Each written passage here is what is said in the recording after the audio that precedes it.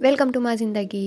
ఈరోజు మనం ఒక ట్రావెల్ లాగ్ అంటే ఒక పురాతనమైన దేవాలయం అలానే ఒక తీర్థయాత్ర గురించి తెలుసుకుందాం.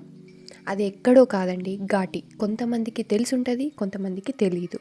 ఘాటి సుబ్రహ్మణ్య స్వామికి చాలా ఫేమస్ అయిన ప్లేస్ ఇది. ఇది ఎక్కడ ఉంది, అక్కడికి ఎలా చేరుకోవాలి అనేది మనం ఫస్ట్ తెలుసుకుందాం. ఫ్లైట్లో వచ్చే వాళ్ళకైతే కెంపేగౌడ ఎయిర్పోర్ట్ నుంచి జస్ట్ 50 కిలోమీటర్స్ దూరంలో ఉంది. అక్కడికి ఎలా వెళ్ళాలంటే దేవనహల్లి నుంచి మనకి ట్యాక్సీలు లేదా బస్సులు అనేది మనం రెంట్కి తీసుకొని వెళ్ళొచ్చు. నెక్స్ట్ వచ్చేసి ట్రైన్ ద్వారా ట్రావెల్ చేసే వాళ్ళకైతే దొడ్బలాపూర్కి, బెంగళూరుకి, యశ్వంత్పూర్ అలానే బెంగళూరు సిటీ రైల్వే స్టేషన్ చాలా నియర్ బై.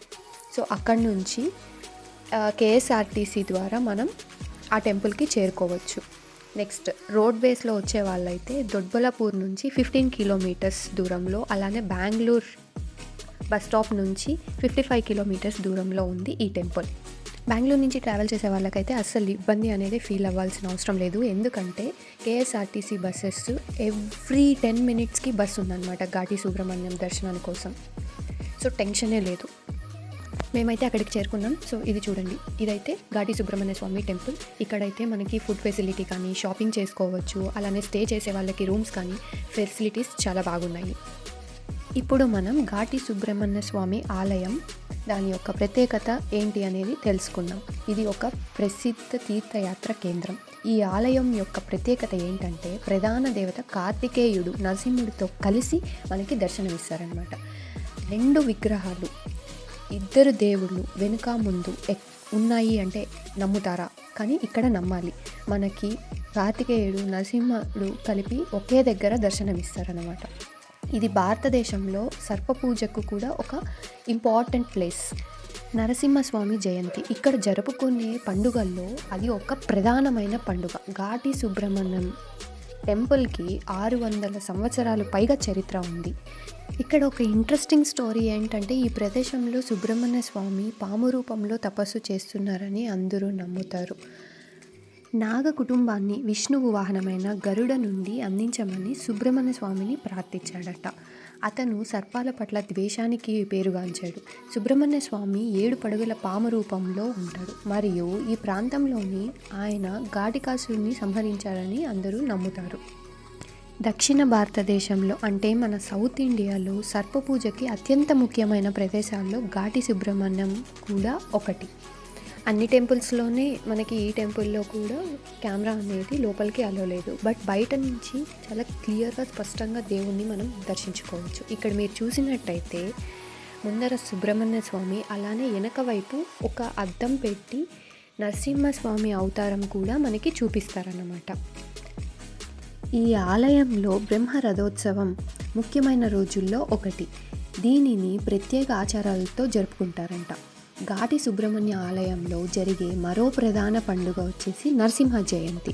ఇది వచ్చేసి మనకి డిసెంబర్లో ఈ ఆలయంలో జాతరగా జరుపుకుంటారు.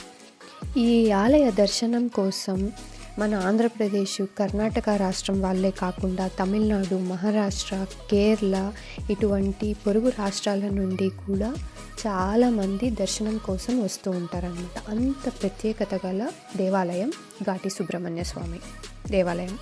ఈ ఆలయంలో దేవుడు ఈ 2 రూపాల్లో ఉండి మనకి దర్శనం ఇవ్వడమే ప్రత్యేకత కాకుండా ఇక్కడ ఈ ఆలయంలో నిర్వహించగల కొన్ని ప్రధాన ఆచారాల్లో కుజదోషం, నాగప్రతిష్ఠ, సర్పదోషం మరియు నివారణ పూజలు ఉన్నాయి. ఎలా అంటే తమ కోరికలు, అంటే పిల్లలు లేని జంటలు గర్భం దాల్చడానికి ఇక్కడ మొక్కొని ఈ ఆలయాన్ని సందర్శిస్తే జరుగుతుంది అన్న భక్తుల దృఢ విశ్వాసం అన్నమాట. ఇక్కడ ఆచరించే మరో ఆచారం ఆలయం దగ్గర పాము విగ్రహాలను ప్రతిష్ఠించడం. ఇక్కడ మీరు చూసినట్టయితే ఎన్ని ఉన్నాయంటే ప్రతి ఒక్క భక్తులు మొక్కొని తమ కోరికలను జరిగిన తర్వాత ఈ విగ్రహాలను ఇక్కడ ప్రతిష్ఠించడం జరిగింది. గుడి వెనుక భాగంలో మనకి ఈ ప్లేస్ అనేది కనిపిస్తుంది. అలానే గుడి బయట కూడా ఒక చెట్టు కింద ఇలానే విగ్రహాలను ప్రతిష్ఠించడం జరిగింది. చూడ్డానికి మనకు ఇదొక వింతలాగా అవ్వచ్చు, కానీ వాళ్ళ దృఢ విశ్వాసంతో మొక్కొని అది తీరగానే ఇక్కడికి వచ్చి ప్రతిష్ఠించడం అనేది మొక్కున్న ప్రతి ఒక్క భక్తుడి ఆచారం అన్నమాట.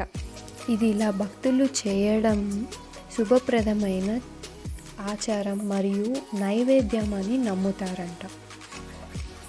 ఇవండి శ్రీ ఘాటి సుబ్రహ్మణ్య క్షేత్ర విశేషాలు. మీరు కూడా కర్ణాటక టెంపుల్స్కి కానీ ఎక్కడైనా ప్లేసెస్కి కర్ణాటకలో ప్లాన్ చేసుకుంటే శ్రీ ఘాటి సుబ్రహ్మణ్య స్వామి దర్శనం అస్సలు మిస్ అవ్వకుండా అది కూడా ప్లాన్ చేసుకొని వెంటనే వెళ్ళి దర్శించుకోండి. ఏవైనా కోరికలు ఉన్నా మీరు కోరుకోవచ్చు. ఇలాంటి దివ్యక్షేత్రాన్ని ఎక్కడ మనం చూడలేము. సో ఎవ్వరూ మిస్ చేసుకోకుండా వెళ్ళి చూడండి.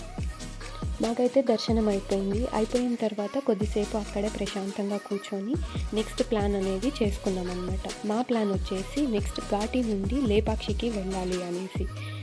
సో ఇక్కడ కూర్చొని కొద్దిసేపు టైం స్పెండ్ చేసి అలానే కొన్ని ఫొటోస్ దిగి మేము అక్కడి నుంచి ట్రావెల్ అనేది స్టార్ట్ చేసుకున్నాము. మీరు కూడా మీ డేని ప్లాన్ చేసుకొని ఇది మరీ 2-3 డేస్ ఉండాలి అనుకునే ప్లేస్ అయితే కాదు. వితిన్ 1 డేలో మనం టెంపుల్కి వెళ్ళి దర్శించుకొని వచ్చేయచ్చు. అండ్ అలానే అక్కడ నుంచి ఉన్న దగ్గర ప్లేసెస్కి ప్లాన్ చేసుకొని మనం వెళ్ళవచ్చు. మీరు మీ ఓన్ వెహికల్లో ట్రావెల్ చేస్తూ ఉంటే అక్కడి నుంచి లేపాక్షి అయితే దగ్గర, అది వచ్చేసి ఆంధ్రప్రదేశ్ హిందూపూర్ దగ్గరలో ఉంది. చెప్పేసా కదా.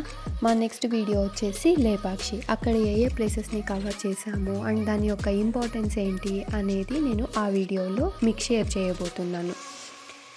Until then thank you for watching. ఇంకా సబ్స్క్రైబ్ చేసుకొని వాళ్ళు ఉంటే వెంటనే వెళ్ళి సబ్స్క్రైబ్ చేసుకోండి. Do like, share and comment to our channel.